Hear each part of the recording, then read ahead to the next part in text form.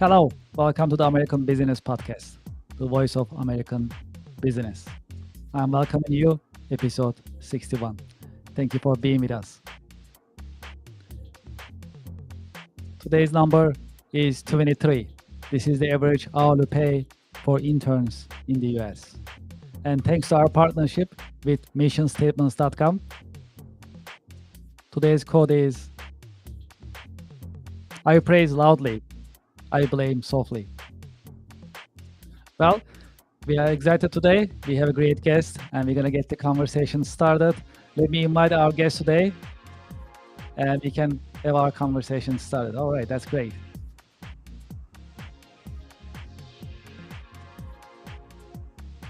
Hello, Beth. Welcome to the podcast. Hi, Kevin. How are you? Thank you. How are you? I'm good, thank you. Very happy to be here. Thank you for having Yes, me. pleasure is all mine, and I wish you a happy Friday. Thank you very much. Well, if that's okay, we can get the conversation started.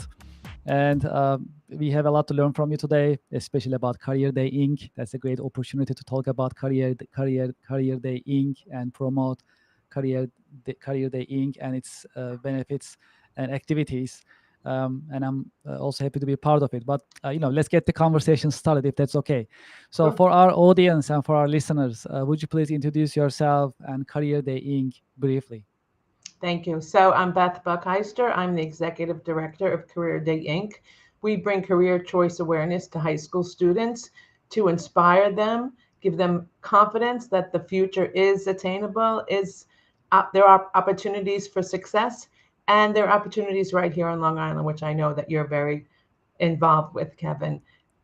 I think it wouldn't be fair for me to not talk about how I got involved in the program.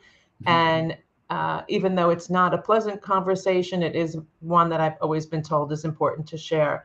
So when my husband was killed, quite instantly, my daughters were in high school, we really lost someone who was affecting our lives in a very, very big way. And Ari was the kind of guy who said, I don't care what you do, just do something. And he influenced my children and our friends and their children. And it was important for us to continue his legacy. At some point, we did a Career Day Inc. program before we were 501c3, before we were in a true organization. And years later, I ran into a young lady who said, oh, I know you. And I thought she was going to say, you're Heidi or Carly's mother. And she said, you're the Career Day lady. So I knew that we had a lasting impact. I knew that there was something had to be had. And so we started a 501c3, true nonprofit, with a scholarship program for one student in each school to receive the Ari Buckheister Memorial Scholarship when they indicate and upon indicating that the Career Day Inc. program has had an effect on their future education goals or training. And you know, Kevin, you've been right there in the program Yes. with us. Yeah, it was my pleasure. And I always liked it, being with the new generation, the next generation, and students. That's also inspiring for me. And I believe when we engage with the next generation, we also learn a lot from them. So that's a great opportunity that I was able to join the Career Day Inc. And I always appreciate the Career Day Inc.'s mission. So that's really exciting that we can talk about it today. Thank you. Um, well, so let's dive deeper into Career Day Inc. if that's okay. So, how it has been evolving over the years, and how you think it's gonna be in next 5 years moving forward. Yeah, so we started with, can I please come to your school and bring a bunch of professionals over, to being sponsored through the BOCES Arts and Education Exploratory Enrichment Program. So schools have the opportunity to use that line in their budget to help fund our program. We've had some great sponsorships, and that is helping us to grow. We have what I call a Rolodex, in case people don't know what that is, a list of professionals, over 500 professionals, I think possibly now over 600, who we can tap into to say, can you come to this school on this day for this many of hours? And I always think that I'm asking a favor. Hi, Kevin, are you free on December 4th? And you say, sure. But then afterwards, people say, thank you so much for inviting me to come. I got so much out of speaking to the students. I have so much of a better connection to what I do and why I do it just by speaking to young people. So that's one thing that is really, we've affected the lives of adults, of professionals. Then we go to the students. And again, in the beginning, we had post-it notes all over the wall. Now we have a software program that the students can select the professions that they're interested in, have small group settings to meet with the professionals and learn about careers that maybe they're interested in or maybe they didn't know about. And I think that's one of the most powerful things of our program, that they get to choose. They get to hear a keynote speaker who empowers them and uplifts them for the day. And then they get to hear from different professions. So we've gone from one school, can I please come over, to this past year we did 9 schools, including a school for multi-language learners in New York City, which there's many high schools in New York City for students who English isn't their first language, and also for a school with neurodiverse students called the Summit School in Queens. And that's all amazing that we've been able to come and bring our program to such diverse schools. Yeah, this is really exciting, and I congratulate you with this expansion. Thank That's you. that's really important, and I'm sure it's gonna be more and more. I have no doubt, and more is needed. That's for sure. Well, in your field, we've talked about this, and I've sat in on some of your programs when you speak to the students. Young people don't know all that's out there in technology, in science, in computer technology, in STEM education. It's changing by the second. I'm sure you'd be the first one to say. And so we want students not to feel overwhelmed by it, but to feel invigorated by it. Yeah, that's a great point. Well, let's talk about AI a little bit. How do you see the impact of AI in education, also in the career journey of next generation? So, as someone who, if you ask me what's the most important thing in your life, I would say people are the most important thing in my life. Of course, my family, especially. And so AI will change jobs, no question about it. Millions, maybe billions of people are using it every day. However, the human contact, the human skills that are needed will not be replaced by AI. We need to be creative and forward thinking and adaptable, for sure, in the technology field and in all fields. I mean, it's going to be in healthcare, it's going to be in music, the arts, no question about it. And I think that AI can enhance things as long as it's with thought, as long as we don't become dependent on it. What are some misconceptions that young people have about AI and automation in general? You probably could answer that question better than I can, Kevin. But I think the misconception is that I don't have to read literature anymore, that I don't have to think about it. It's like calculators, great that you can do percentages on calculators, but you don't have an understanding, you don't have a concept in your mind of what it means. We grew up in retail, so my sister will laugh when she hears me say, when you don't understand what 30% off means, it's it's not all at your fingertips in your phone or in your calculator. And I think similarly with AI, it's not going to solve all your problems. And you have to be able to assess whether or not what you're getting in AI is actually true. Because not always, right? That's true. That's true. Especially nowadays, it's pretty early stages. Still learning, still learning, Yes, and most of us we use it as a tool or an assistant. And it does make mistakes. I mean, it makes mistakes. That's for sure. So we need to yeah, make sure, to your point, doesn't have all the answers. At least not right. yet. So I think about when Wikipedia first came out, and yes, Wikipedia has only the information that someone puts into it. And I that's true. think AI too, the computer not yet is thinking for itself. It has the information that's been put in. And Yes, yes. so you can tell me how it'll be when the computers can think for themselves. But I think that within reason, it will be a very helpful tool.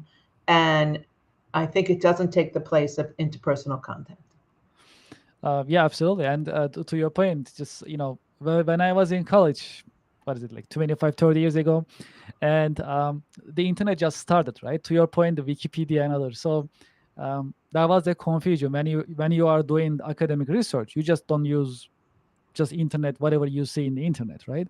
But there was the misconception at that time. So they find something in the classroom, and then professor asks, "Where did you find this?" And the answer was, "I found on internet." So what? Just in the internet. I mean, So whatever is there, then you just put it there, right?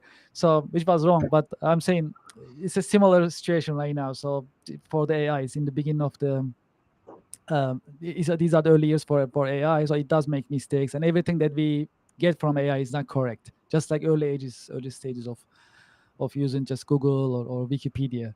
Right. So there are similarities in that sense. So when it comes to AI, especially from education and career management point of view, do you think AI should be regulated? I knew you were going to ask me that. And I think that, the government hand in everything is a little bit scary. Mhm. Um, and I think that there's going to be a topic of ethics. I think it's going to be medical ethics and also AI ethics. How much can AI invade your life? We know that when we say, I need a new toaster, the next thing you know, you're getting emails about toasters. So I'm a little bit leery about it becoming involved in my life without my permission. I don't know if the government or just ethicists are the ones to control that. I think, it's like Batman or Superman, where, something is out there and it has its own control. That would make me fearful, but I think that we have to be careful how we use it. Yes, yes, absolutely. Well, I like to shift the conversation towards role models, if I may. Um, well, have you had any role models who shape your career that you can share with us? Yes, and so many people. As I said, 600 people or so professionals that we've met with through Career Day, that certainly has had an impact. In my life, my late husband, Ari, who, he just was always moving, always thinking. We say he invented Uber because he said to my nephew, you shouldn't have to arrive at an airport and have to stand online for a taxi. You should be able to book that in advance through the internet or through your phone. And this was in like 2001. And so, he was a true mover and shaker and true believer in forward thinking. And then I've had quite a few mentors in the nonprofit world, and the community that we have in the nonprofit world on Long Island, that I've gotten to know many leaders, is so inspiring. There's so many people who spend their times just giving back to others and wanting to create a better environment. Renee Flagler, who was the previous executive director of Girls Inc., for example, that program works with underserved youth, after school girls, empowering them. And I met her when I was first learning how to be an executive director, and she's had a great influence on me. And there's many women. I don't want to, many women and men. I don't want to call out too many names because I know, we'll miss somebody. But I have a really powerful and supportive board of directors that come from all different backgrounds. Two young women under 30 who are already setting the stage for so much future. And that's really powerful. So, you can look on my website to see who that is. But I think, just pivoting a little bit to the conversation about the scholarship, the Sure. students who receive the scholarships are inspired by one of our speakers. So at the end of our surveys and questions and interviews, somebody says, for example, Ria Manjakar inspired me. I'm in this country only a year and a half, and I thought computer science was only for boys. I thought I had to be good at math. And she said she wasn't that good at math, but she learned. And that inspired me. And so she received our scholarship. The people, Elizabeth Deitz, who's the assistant superintendent, a super chief of super, she's the assistant chief of police in Suffolk County. It's a Mhm, lot to say. mhm. And she inspired a young girl who had the dream of a similar career path. She wanted to be a police officer because she wanted to be a lawyer. And she wanted to see how the law was enacted in the public. And that was the same way the senior person had her career. And so inspiring me isn't as important maybe sometimes as inspiring others, which I benefit from. Does that make sense? Makes a lot of sense. Absolutely. Absolutely. Thanks Thanks. for sharing this with us. Well, when you look at your career journey, what is one lesson that you learned in a hard way that you can share with us? I can't just give you one. Haha. I think an important one is to know that you can't do everything by yourself. When I started this program, I tried to do everything by myself. You must have a team. You must have support. Even if you do independent work, it's important to have somebody who's got your back. I think that's a true lesson. And then I think, sorry, there's my second one is you have to be willing to be adaptable. I started out as a speech pathologist. I grew up in a retail clothing store. I got a certification in life coaching. All of this led me to what I do now, which is a powerful, powerful Career Day Inc. program. And so I think being adaptable and being able to shift as life brings you challenges, and we all have them. Yeah, that's a great point. Um, well, uh, for the young people, for the next generation, um, what career advice would you give them when they are getting ready to enter the job market, preparing themselves for the challenges? Any advice that you like to share with them? Yeah, my advice is what the students tell me. My advice is uh, to listen, to take advantage of every opportunity. Someone told me that their grandmother always said, "Walk through every open door." I think that's a great, great statement. And connect with people. Uh, I know it's hard to say put down your phone. The kids on Long Island aren't going to have a choice as they enter school without their phones this year. But I think connecting with people and networking, not just when you need a job, networking to meet people. And I always quote Ari, who said, "Oh, everybody says it's not what you know, who you know. It's not who you know, it's how many people you know. And the more people you know, the more you can learn." And I think that's probably the best piece of advice I can think of. In terms of careers, know that it's not always going to be a straight path. I just listed four different careers that I've had. And who am I? People that I know, a Brooklyn DA started off as a good humor ice cream salesman. We all have these journeys, and it's great to have dreams. It's great also to know what you're good at. Absolutely. Well, let's talk about Career Day Inc. a little bit. I'll shift the conversation. So, for businesses and also for professionals, how can they support Career Day Inc.? Thanks. So whenever anybody asks me that, I always have three asks. Of course, one ask is make a contribution. The more scholarships we can be in, the more we can help schools who may not have the funding.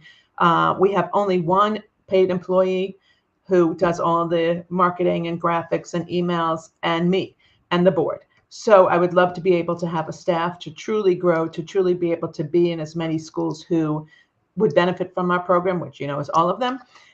So financial, of course, some great sponsorships would be fantastic. Every dollar counts. The second is if you are a professional who wants to come and speak to students, let me know. Easiest email in town, I think, Beth at careerdayinc.org. Our website is careerdayinc.org.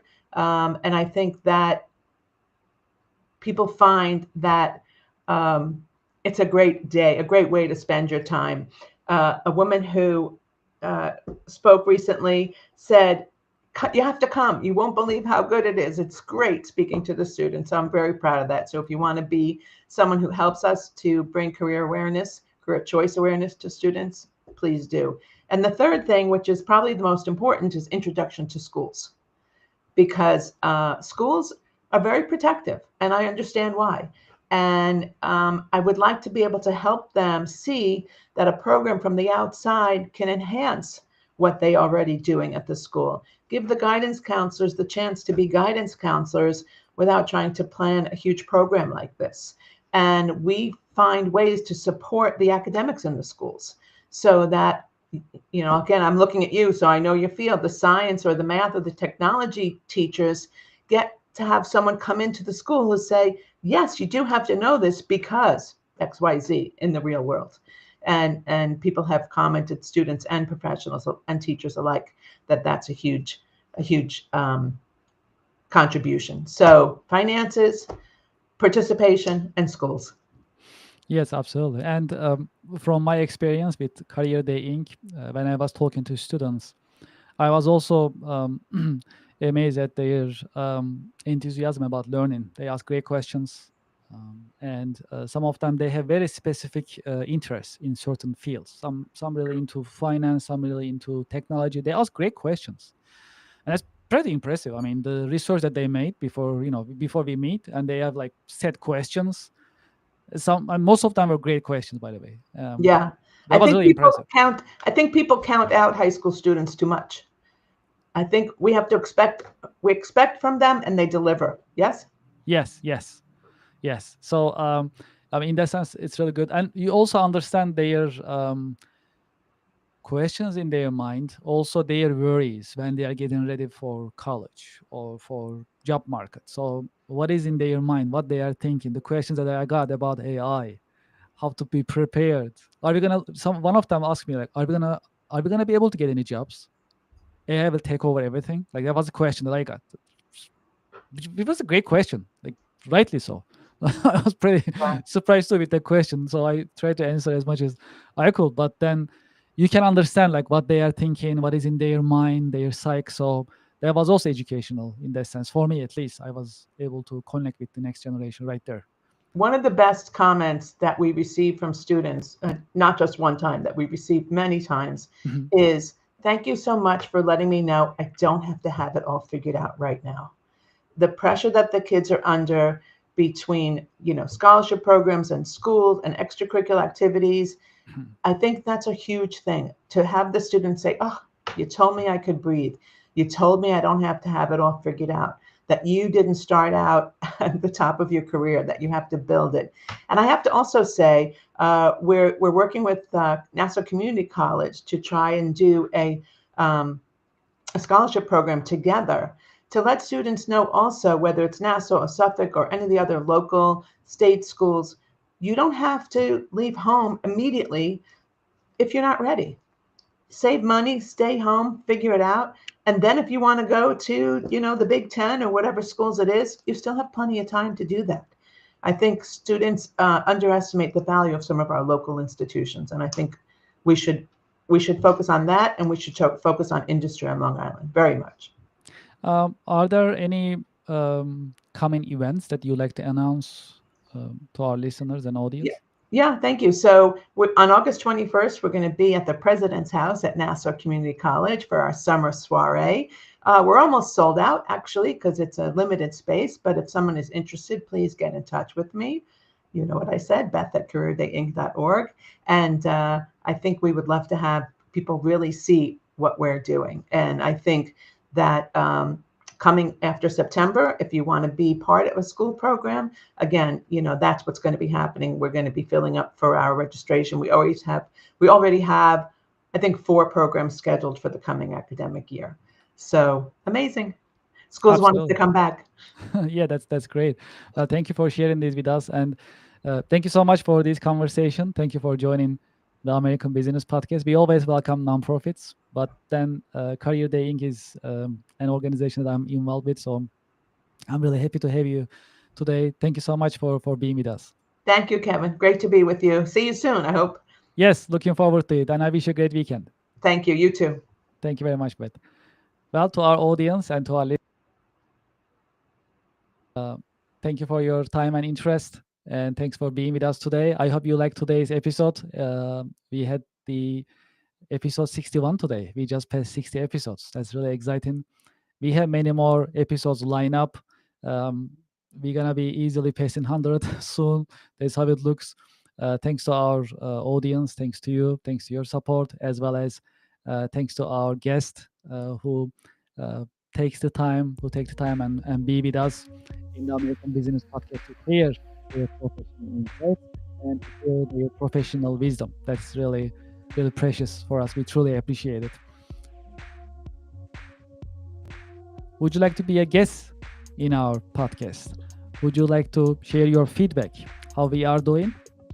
You can send us an email, americanbusinesspodcast@gmail.com.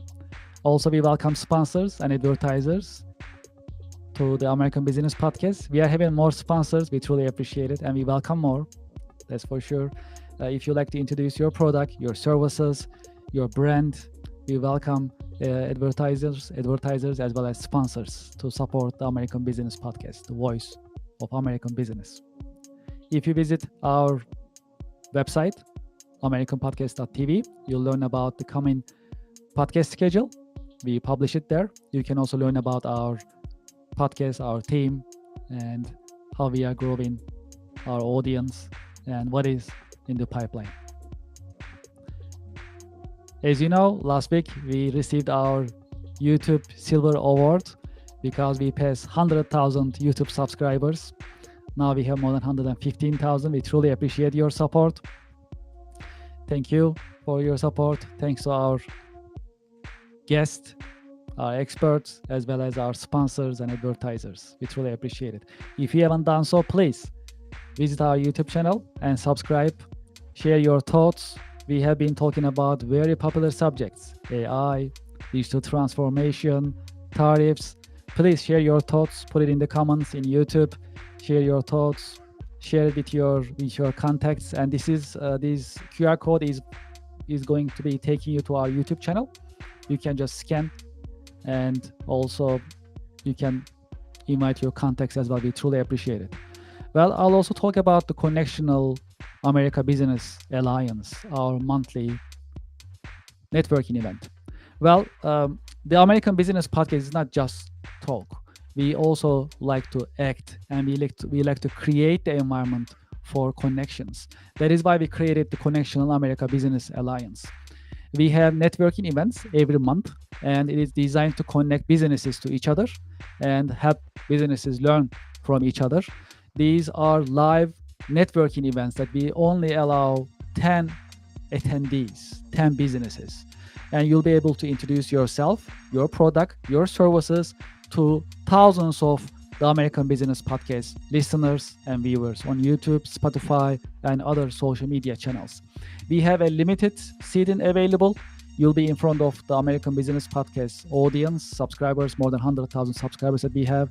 All you need to be doing is scanning the QR code on top right, and it'll take you to a page that you can register and be part of this networking event. That's limited seating. It is scheduled for August 22nd, 10 a.m. Eastern Time. It is virtual, so you can connect from anywhere. You can connect from North America, from Europe, from Asia. We know we have global audience as well as North American audience, so we welcome businesses from anywhere in the world. Feel free to register and join us. That's a great opportunity to introduce yourself, your product and services, and meet with other business professionals. And we'll perform and organize these networking event every month. And the next one is this month, August 22nd. All right, great. What else is happening? We have a new sponsor, Ms. Excel. Are you interested in learning Excel and business software systems in a fun and educational way? Then consider Ms. Excel. We have the QR code. You can scan the QR code. It'll take you to their website.